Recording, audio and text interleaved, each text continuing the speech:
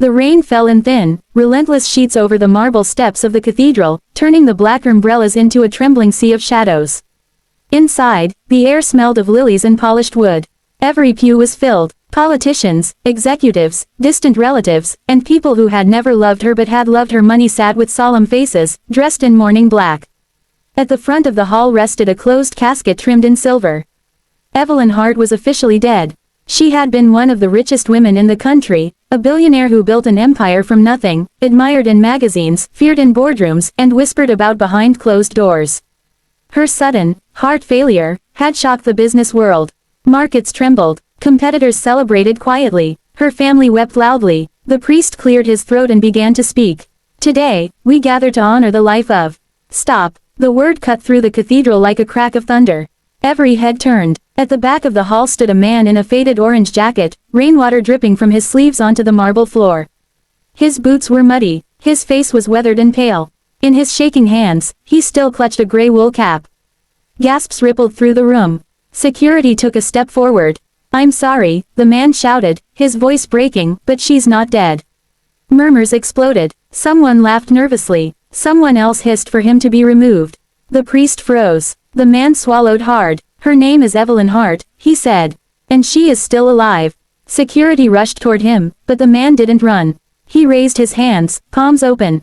"My name is Thomas Reed," he said quickly. "I'm a garbage collector. I worked her route for years. I know what you're thinking, but please, you have to listen." One of the guards grabbed his arm. "Wait," a sharp voice called from the front row. Daniel Hart, Evelyn's nephew and the newly announced heir, stood up. His eyes were cold, calculating. "Let him speak," Daniel said. "This should be entertaining." Thomas took a deep breath. His heart pounded so loudly he thought everyone could hear it. "3 nights ago," he began, "I was doing my usual late route behind Hartwell Medical Center. It was raining, like tonight. I heard a sound from one of the dumpsters. A few people shifted uncomfortably. I thought it was an animal. But then I heard knocking. Weak knocking. I opened the lid, and inside was a woman in a hospital gown. Barely breathing. The room went silent." Thomas continued, his voice trembling. "I recognized her face immediately. I'd seen it on magazines, on billboards. Evelyn Hart." A woman in the front row covered her mouth. "I called for help," Thomas said. "But before anyone came, she grabbed my wrist. She was terrified. She whispered, 'They think I'm dead. Don't let them bury me.'" A sharp intake of breath echoed through the hall. Daniel laughed. "This is absurd," he said. "My aunt was pronounced dead by 3 doctors." Thomas nodded slowly. "Yes, that's what they wanted." Security hesitated, unsure now. "She told me everything," Thomas said. "She knew someone was trying to kill her. Not with a weapon, but by letting her die quietly. She said she felt herself slipping away during treatment. Then nothing. When she woke up, she was in a body bag." Chaos erupted. Voices shouted over one another. The priest stepped back from the podium. Daniel's face hardened. "You expect us to believe a billionaire was dumped like trash?" Thomas met his eyes. "I don't expect you to believe me. I expect you to check." He reached into his jacket and pulled out a small velvet pouch. His hands shook as he opened it. Inside was a ring. A gasp rippled through the hall. Evelyn Hart's ring. The one she never removed. The one engraved inside with a single word. "Persevere." "My mother worked as her housekeeper years ago," Thomas said softly. "Evelyn gave her this ring once, when my mom was sick and couldn't afford treatment. She took it back later, but I never forgot it." Daniel's jaw tightened. "She gave me this ring herself," Thomas continued. "That night, she said, 'If they try to bury me, show them this.'" Silence fell like a heavy curtain. Daniel stepped forward. "Where is she now?" he demanded. Thomas hesitated. "Safe. For now." Sirens wailed faintly in the distance. Within minutes, police and paramedics flooded the cathedral. The funeral was halted. The casket was opened. It was empty. The truth unraveled quickly after that. Evelyn Hart had been poisoned, slowly, carefully, with a drug that mimicked heart failure and induced temporary paralysis. The plan was flawless. Almost. Except for one man who took out the trash at night.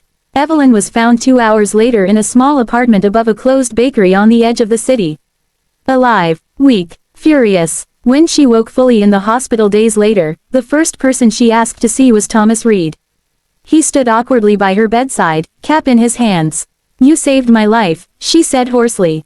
Thomas shook his head. "I just listened." She smiled faintly. Most people never do. The investigation exposed everything. Daniel Hart had orchestrated the plot, bribing doctors and manipulating paperwork to claim her fortune early. He was arrested, his inheritance dissolved overnight. The board of directors waited nervously for Evelyn's next move. Weeks later, she called a press conference. "I have spent my life building wealth," she said from her wheelchair, her voice steady. "But I nearly lost my life because I trusted the wrong people." She turned slightly. "I am alive today because a man society overlooks refused to look away." Cameras flashed as Thomas stepped forward, stunned. "I am transferring 40% of my company's shares into a public trust," Evelyn announced. "Managed by someone who knows what it means to live honestly." Thomas froze. "Ma'am, you stopped my funeral," she said gently. "Now help me fix what I broke." Tears streamed down his face. The headlines the next day were relentless. "Garbage collector saves billionaire." "Funeral stopped." "Woman declared dead was alive." A voice from the shadows changed everything. But for Thomas, the greatest moment came weeks later, when he returned to his route. The dumpsters were the same. The nights were still cold. But when people saw him now, they didn't look through him anymore.